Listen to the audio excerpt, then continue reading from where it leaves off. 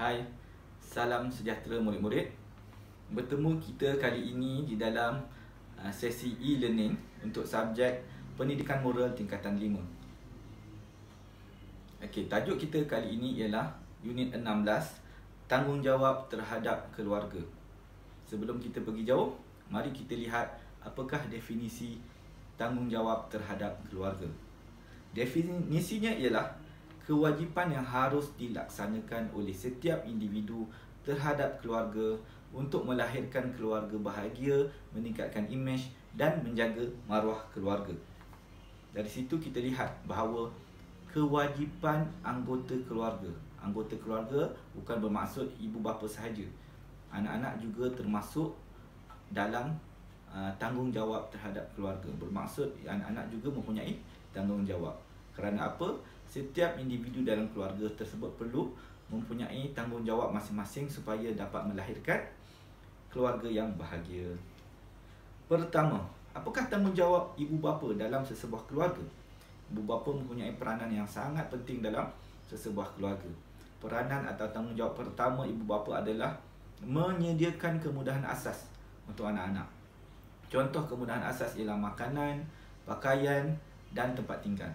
Ibu bapa perlu keluar bekerja, mencari nafkah, mendapatkan pendapatan untuk menyara ahli keluarga. Okey, itulah fungsi ibu bapa, peranan ibu bapa dalam keluarga. Kedua, ibu bapa juga perlu memastikan bahawa pendidikan anak-anak mereka cukup. Okey, memastikan bahawa anak-anak mengikuti pelajaran mereka. Okey, memastikan bahawa anak-anak pergi ke sekolah, membuat kerja rumah. Okey, semak apakah yang mereka telah buat di sekolah, apakah homework ataupun kerja rumah yang mereka ada. Okey, supaya anak-anak rasa bahawa ibu bapa mengambil berat terhadap diri mereka. Jadi ibu bapa perlu mengambil berat terhadap pelajaran anak-anak. Ketiga, ibu bapa juga perlu memahami perasaan dan masalah yang dihadapi oleh anak-anak. Ibu bapa perlu ada hubungan yang rapat dengan anak-anak. Okey, apabila ada komunikasi yang baik, ada perbualan di antara ibu bapa dan anak-anak, akan wujud kemesraan dalam sesebuah keluarga. Jika ada kesilapan, mudah ibu bapa untuk menegur anak-anak. Jika ada kebaikan ataupun peningkatan terhadap apa yang dilakukan oleh anak-anak, maka ibu bapa mudah untuk memberi pujian ataupun memberi kata-kata yang positif kepada anak-anak mereka. Jadi hubungan antara ibu bapa dan anak-anak perlu rapat supaya ibu bapa memahami perasaan anak-anak mereka. Dan ibu bapa juga perlu ada tanggungjawab dari segi mendisiplinkan anak-anak. Patuh pada peraturan, okey, ikut apakah perkara-perkara yang telah ditetapkan di dalam sesebuah keluarga. Okey, seterusnya, ibu bapa juga perlu membantu anak-anak dalam menyelesaikan masalah mereka.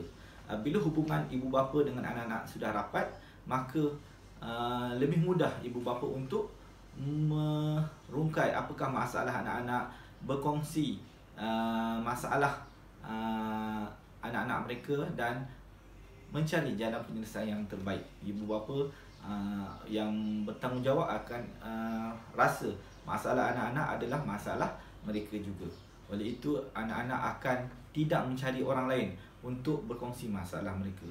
Mereka akan merujuk kepada ibu bapa jika ada masalah yang berlaku. Jadi perkara ini sangat penting supaya kepercayaan anak-anak terhadap ibu bapa tinggi. Okey, dan perkara ini boleh mewujudkan satu suasana keluarga yang bahagia. Okey, seterusnya, apakah cara-cara ataupun bagaimanakah cara-cara anak-anak dapat menghargai ibu bapa yang bertanggungjawab?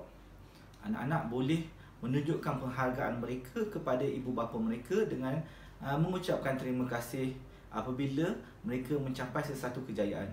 Contohnya, mereka berjaya menyambung pelajaran di Menara Gading, maka orang yang pertama yang perlu mereka ucapkan terima kasih atau penghargaan ialah ibu bapa mereka.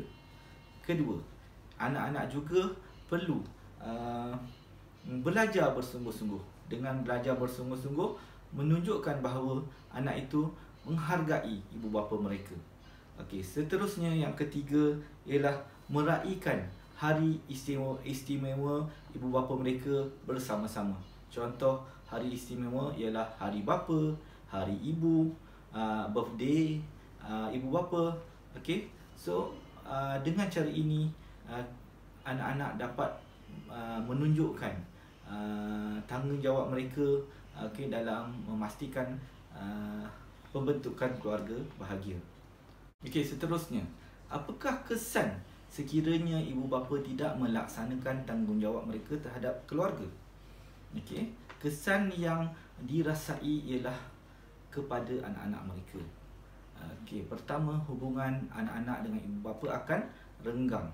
Ini kerana kurangnya komunikasi di antara anak-anak dengan ibu bapa. Kedua, ibu bapa juga mungkin akan rasa bahawa keluarga mereka tidak lagi harmoni. Mungkin akan berlaku pergaduhan di antara anak-anak dengan ibu bapa. Mungkin mereka tidak sefahaman lagi. Ini kerana tiada pergaulan yang baik di antara ahli keluarga mereka. Seterusnya, anak-anak juga mungkin terjebak di dalam masalah sosial. Okey, ini kerana ibu bapa tidak mengedahkan apa yang dibuat oleh anak-anak mereka.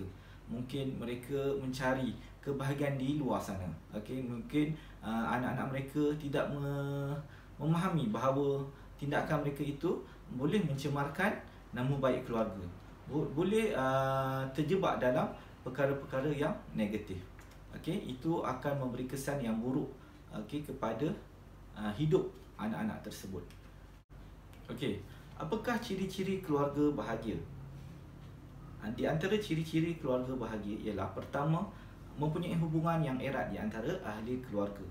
Tidak ada perselisihan faham di antara ibu bapa dan anak-anak. Pertama. Kedua, sentiasa berkongsi suka dan duka di antara ibu bapa dan anak-anak. Ketiga, meraihkan hari istimewa bersama-sama ahli keluarga.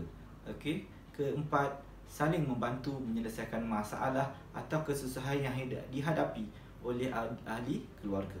Dan seterusnya, sama-sama menghadapi cabaran dan dugaan serta halangan yang dihadapi sama ada oleh anak-anak ataupun ibu bapa sendiri.